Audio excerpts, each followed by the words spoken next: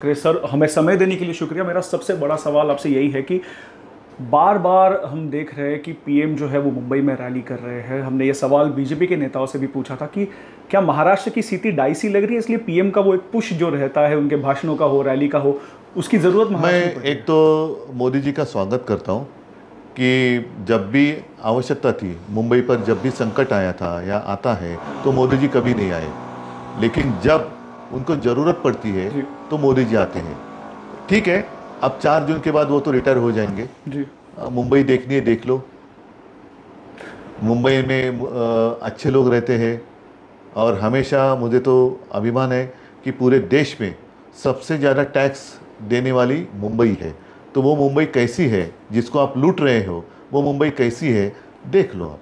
जो लूट की आप बात कर रहे हैं, मेरा सवाल बीएमसी को लेके है। पिछले हम देख रहे हैं 2 साल से भी ज़्यादा समय हो चुका है, बीएमसी के इलेक्शंस नहीं हुए जो ड्यू है। जब कभी ये सवाल जो है हमने कल इनसे भी पूछा था, फडणवीस जी से पूछा था, उनका कहना था कि सुप्रीम कोर्ट की जो एक उन्होंने रोक लगाई है उसकी वजह से हम ले नहीं पा रहे। हमारा तो मनीषा है कि आज के आज ही इलेक्शन हो जाए या लोकसभा के पहले हो जाए। चलो, हम भी तैयार है ना, हम मिलकर जाते सुप्रीम कोर्ट और कहते जो करना है करो। जिस तरीके से आप लेना चाहते हो, वो तो विवाद 227 और 236 का है, तो चलो बैठकर आमने सामने सॉल्व करते हैं। लेकिन आप पार्लियामेंट की सीटें बढ़ाने जा रहे हो तो बाकी सारी सीट बढ़ रही है, तो मुंबई की बढ़नी चाहिए कि नहीं चाहिए आबादी के अनुसार? आप लूट की हमेशा बात करते हैं। मैंने बहुत से भाषणों में देखा है कि you always talk about BJP looted the Mumbai और BJP still looting the Mumbai.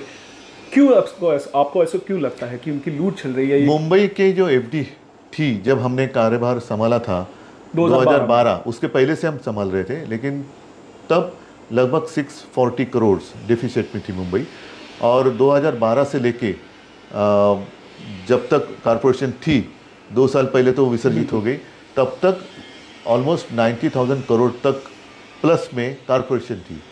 अब आपको याद होगा, प्रधानमंत्री जी उस वक्त भी आए थे हमारी सरकार गिराने के बाद, और उन्होंने कहा था कि एफडी में पैसा रखकर विकास नहीं होता है जी, वो तो हमारे कॉन्ट्रैक्टर के जेब में जाना चाहिए। हाँ, हमारे कॉन्ट्रैक्टर के दोस्त कॉन्ट्रैक्टर की जेब में जाना चाहिए। और उन्होंने काम शुरू किया। मेट्रो के काम हो रहे, होने दो। बुलेट ट्रेन की ज़रूरत क्या है? जो वहाँ वित्तीय केंद्र होने जा रहा था वो आप गुजरात लेके गए, और जिसकी बिल्कुल आवश्यकता नहीं है। मुंबई के कितने लोग अहमदाबाद जाकर करेंगे क्या? क्या है काम, क्या है मुंबई के लोगों का? मुंबई अपने आप एक अपने पैरों पर खड़ी है, तो उसको मुंबई के लोगों को अहमदाबाद जाने की ज़रूरत क्या है? और बाकी सारी सुविधा है।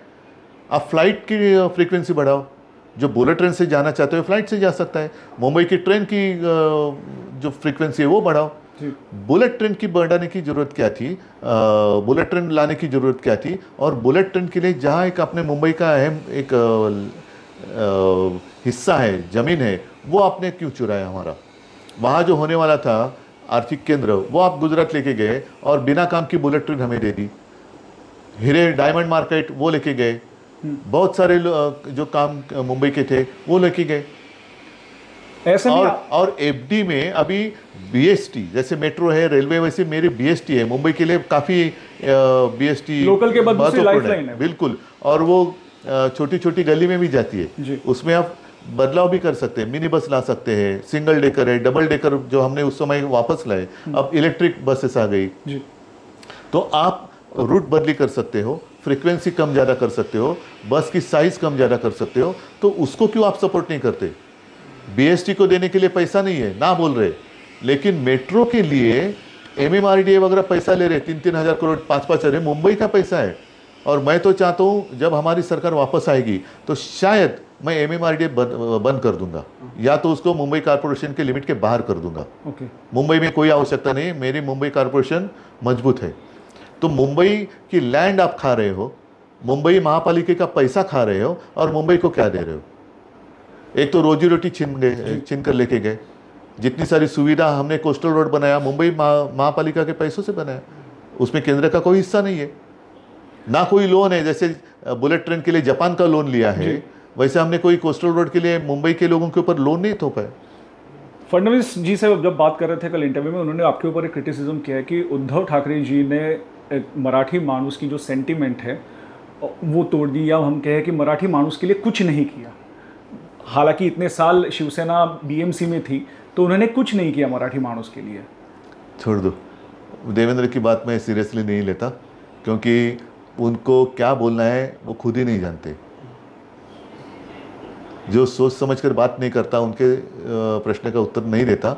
एक तो ये सारे जो है, मैं जब छोटा था तो हमारे यहाँ एक रामदास पाध्ये जी थे, जो पपेट शो, त्यांचं काम होतं रे बोलका बावला, और उनका एक कैरेक्टर था अर्धवट राव जी। तो लगता था कि वो अर्धवट राव बोल रहा है। तो ऐसे लोगों को मैं तो आपको लगता है पपेट की सरकार चल रही है जो महाराष्ट्र में चल रही है वो? और क्या चल रहा है? जो कठपुतली होती है, ऊपर से कोई कंट्रोल करता है। ये एक उंगली ऊपर की तो टांग ऊपर हो गई, इस उंगली ऊपर की तो हाथ ऊपर हो गया, तो इसके ये दूसरा किया तो वो सर झुका दिया, वैसे तो चल रहा है। उदय जी, हमने हाल फिलहाल में देखा था, आदित्य ने भी ये सवाल उठाया था और बार बार इस सरकार को अब घेरने की कोशिश कर रहे हो कि जो बिजनेसेस है, नए बिजनेस, नई इन्वेस्टमेंट जो है वो महाराष्ट्र के बाहर जा रही है, लेकिन सरकार उसको डिफेंड कर रही है। सरकार के लिए जब उद्धव ठाकरे की सरकार थी तब महाराष्ट्र से आगे गुजरात और कर्नाटका गए थे, महाराष्ट्र नीचे था, लेकिन जब हम पिछले 2 साल से वापस आए हैं हम नंबर 1 पे हैं। दिखाओ ना मुझे, दिखाओ कौन से ऐसे उद्योग हैं। जब वेदांता फॉक्सकॉन लेके गए थे गुजरात, खैर वो तो वहाँ से भी भाग गया क्योंकि वहाँ कोई इंफ्रास्ट्रक्चर ही नहीं है, तो नुकसान देश का हो गया। वेदांता फॉक्सकॉन अपने यहाँ आ रहा था जी। मेडिकल डिवाइस पार्क अपने यहाँ आ रहा था, बल्क ड्रग पार्क अपने यहाँ आ रहा था, बराबर है। टाटा एयरबस हम कोशिश कर रहे थे नागपुर, जहाँ देवेंद्र पूछ रहे हैं ना क्या किया, तो आपके नागपुर में हम ला रहे थे और हमारी बात चल रही थी। काफ़ी सारे उद्योग आ भी गए थे, आ रहे थे। और इतना ही नहीं, जो पहले से यहाँ बसे हुए थे, डायमंड मार्केट किसके समय में गया, कौन लेके गया?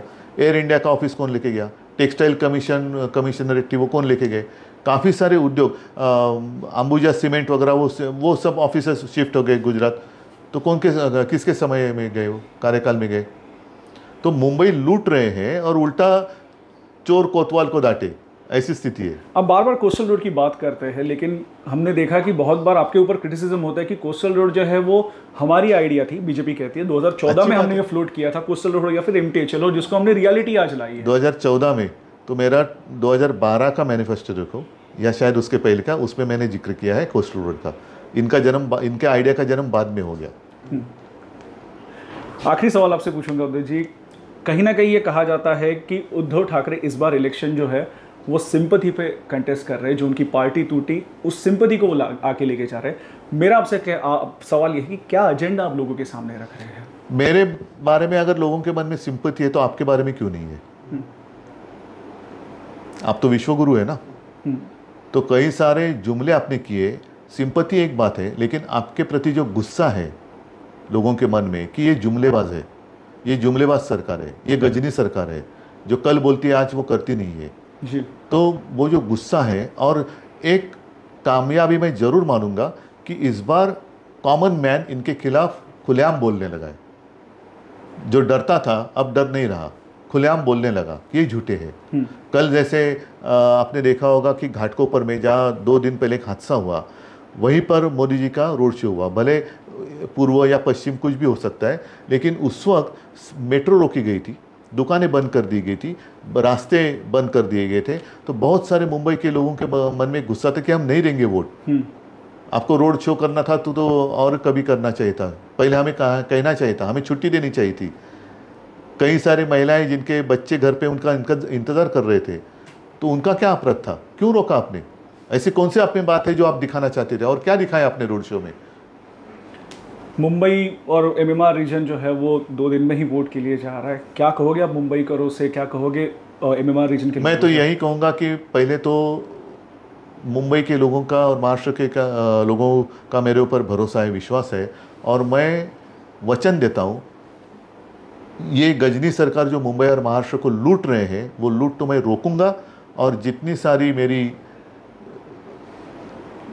एक अलग बात जिसको हम मराठी में वैभव कहते हैं जी, वो मैं महाराष्ट्र को वापस ला के दूंगा। आखिरी सवाल पूछूंगा, एक सवाल ही है क्योंकि वोटर टर्नआउट हम देख रहे हैं कि महाराष्ट्र में हो या पूरे भारत में वो कम होते जा रहा है। एक्सट्रीम हीट बहुत सी जगह पे रहती है दोपहर में, ऐसे में आप लोगों से क्या कहोगे, किस प्रकार से वो? नहीं, मैं तो यही कहूँगा कि ये मौका बार बार नहीं मिलता, इनके पास सारी एजेंसीज है, लेकिन इसका उत्तर आप सिर्फ एक उंगली से दे सकते हो, वो दीजिए। आप सिर्फ वोट करिए, एक उंगली से आप तानाशाही को ख़त्म कर सकते हो। ये तानाशाही बहुत कमज़ोर होती है जब जनता रास्ते पर उतरती है, और बाकी की बात छोड़ो, क्रांति बिनती की बात छोड़ो, तो सिर्फ एक वोट से आप तानाशाह को घर भेज सकते हो, तो आप भेजो। थैंक यू जी हमसे बात करने का।